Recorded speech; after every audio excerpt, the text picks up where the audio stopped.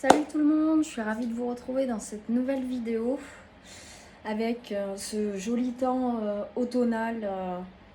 Il fait froid, il pleut, les jours raccourcissent, c'est déprimant tout ça. Notre vidéo va être en lien avec le temps actuel. On va parler de la dépression aujourd'hui. Qu'est-ce que la dépression?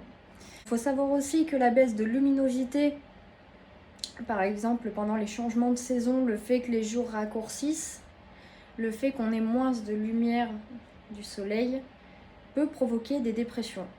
Donc il y a même des centres exprès où on soigne la dépression par ce qu'on appelle luminothérapie.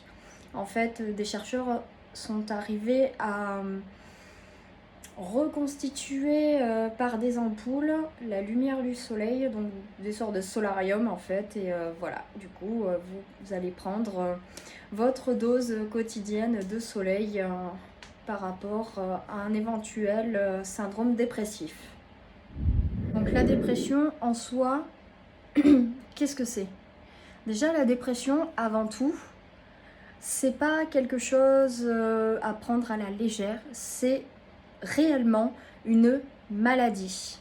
Voilà, on peut avoir des petits coups de déprime via des aléas de la vie ou du quotidien, mais la dépression en tant que telle, la dépression avérée et le diagnostic posé par un professionnel de santé, c'est clairement une maladie. Bon, avec ces températures un peu fraîches et ce temps un peu humide et venteux, je me suis fait, c'est le retour de mes petites soupes maison, voilà, donc dans ce petit mug, tous les fans de Tim Burton l'ont reconnu, vous-même vous avez la ref, mais dedans je me suis fait ma petite soupe maison, c'est bien meilleur et au moins je sais d'où elle vient et comment elle est faite. Mais bon, revenons à notre sujet. Donc la dépression, déjà, comment elle va se caractériser? Il va y avoir des troubles de l'humeur, une perte éventuellement d'appétit, des troubles du sommeil, une dévalorisation de soi ou des choses qu'on fait au quotidien, le travail, les activités, en fait, par exemple le sport ou quelqu'un qui bricole, voilà. Ça va commencer déjà par ça. On va se sentir triste, pessimiste, on va pas être bien, on va pas être dans son assiette, on comprend pas pourquoi, on va mal dormir aussi, on va être fatigué plus que d'habitude, on va avoir un mauvais sommeil, pas un sommeil réparateur, on va se réveiller plusieurs fois dans la nuit aussi. Donc là on va parler de la dépression, la vraie dépression, la maladie. Donc déjà, comment elle arrive? Elle peut survenir de manière complètement inopinée suite à des traumas de l'enfance, des conflits justement de l'enfance qui remontent, quelque chose qu'on aurait pu, entre guillemets, enfouir en soi. Et puis un jour, pour X ou Y raison et pour je ne sais quel facteur déclencheur, ça revient. Ça revient et malheureusement, dans ces cas-là, c'est toujours compliqué en fait d'arriver à savoir pourquoi elle est revenue, comment elle est revenue, voilà. Il y a aussi le fait d'avoir perdu quelqu'un ou une relation, voilà. Il faut savoir que quand on perd quelqu'un ou une relation se termine, il y a souvent un phénomène de deuil. Je dis souvent parce qu'il y a des gens, ça leur passe comme ça, et puis bon, grand bien leur face. Mais le fait d'avoir perdu quelqu'un ou d'avoir, entre guillemets, mis fin à une relation, fait que on peut avoir aussi, ça fait partie des étapes du deuil, hein, on peut avoir un coup de déprime. Ça, c'est tout à fait normal. Comme je vous disais, ça fait partie des étapes du deuil. Donc, en soi, faut faire attention, mais pas s'alerter non plus. Voilà. C'est juste si la déprime s'accentue, que les effets, les symptômes plutôt, pas les effets, mais les symptômes vont s'accentuer. Et en plus, certains symptômes qu'on verra plus tard vont se rajouter par-dessus, où là, vraiment, ça peut nous dire éventuellement qu'on est en train de rentrer dans une dépression.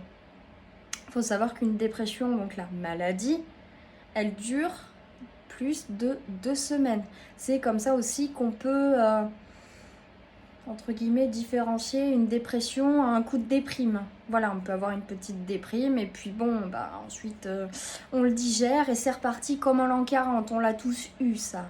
Donc, petit point sur lequel aussi je vais revenir brièvement et j'y reviendrai, on va dire, plus tard. Le fait d'avoir un coup de déprime ou de malheureusement être atteint de dépression, il va falloir faire attention aussi au comportement addictif. Ne pas se réfugier dans l'alcool, ne pas se réfugier dans les drogues, voilà, des choses comme ça.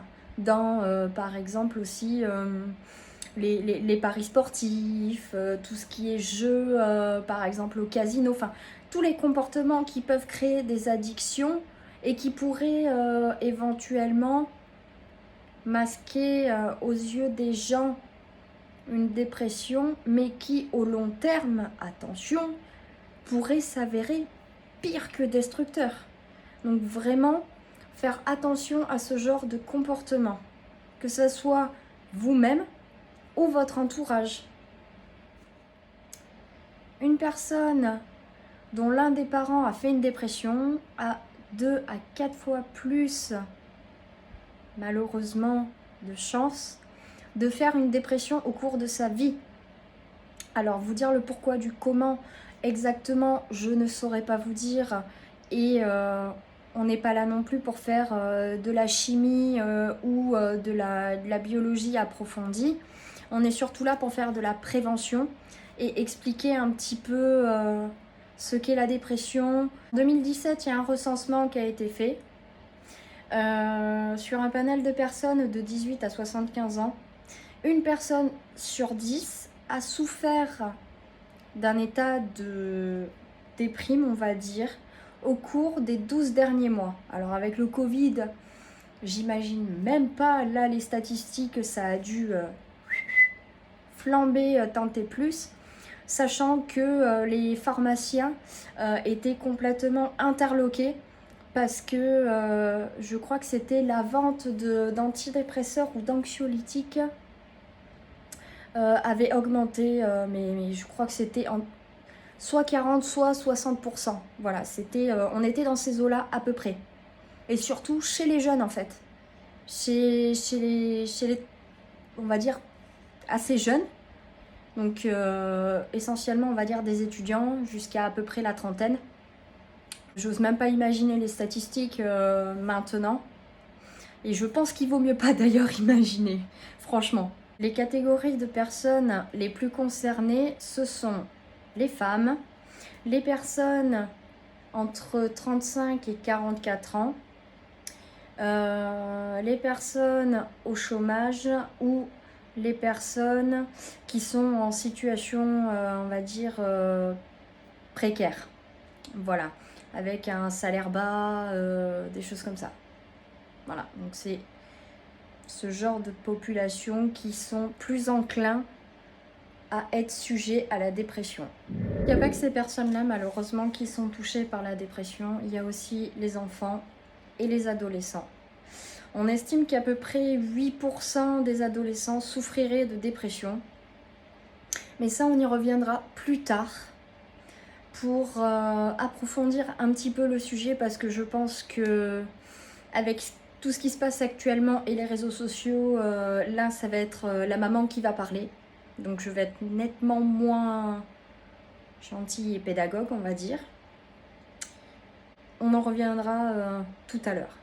Bon, on va parler maintenant des symptômes de la dépression un peu plus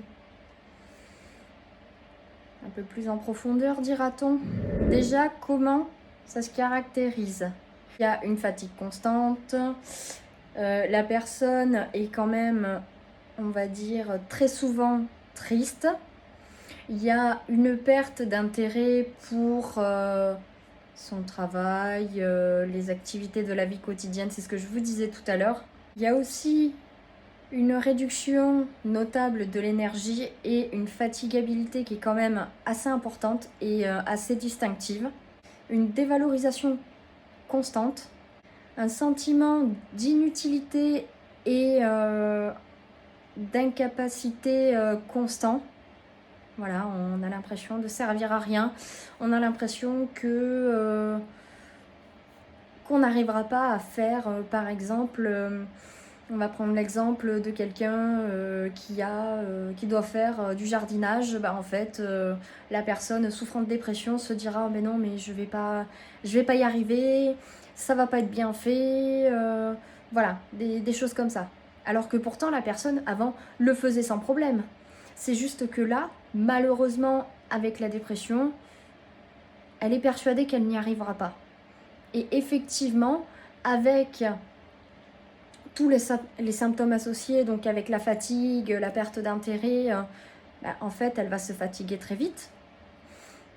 Elle va se dire, oh bah, pourquoi, par exemple, tailler les rosiers, voilà, ça va tomber tout seul, alors que non, normalement, il faut le faire, voilà. Et du coup, la personne se dit, oui, mais j'y arriverai pas, c'est trop dur, je suis fatiguée. En fait, c'est tout un cercle et un engrenage, malheureusement. C'est un peu comme une pelote de laine, en fait, qui va commencer juste avec un fil. Et plus ça va aller, et plus ça va s'enrouler, s'enrouler, s'enrouler, s'enrouler. Voilà. Et à chaque fois, c'est malheureusement un cercle vicieux. Et là, c'est à nous aussi à devoir identifier les différents symptômes. Dans ces symptômes, il y a aussi une vision du futur qui est quand même, on va dire, pessimiste.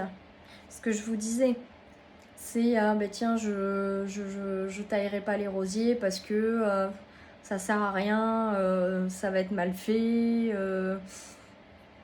Entre guillemets, voilà, l'automne arrive, ça va tomber. Et puis, bah, au printemps, justement, je sais pas si je serai encore là, parce que la personne n'arrive plus en fait à se projeter et à se dire bon ben voilà, dans un mois, dans 6 mois, dans un an, je vais faire ça, je vais faire ça. Aussi, malheureusement, s'intéresser à des sujets tels que la mort, tels que le suicide.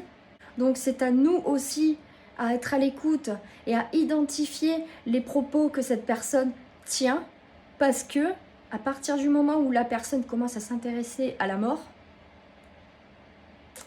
attention.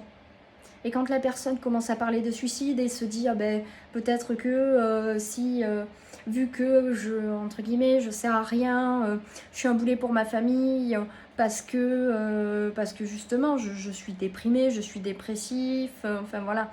En fait, quand cette pelote de laine va continuer à grossir, grossir, grossir, grossir, la personne, elle risque à se considérer un peu comme un boulet aux yeux de sa famille, aux yeux de ses proches, aux yeux de ses collègues, aux yeux de son employeur, aux yeux de tout le monde.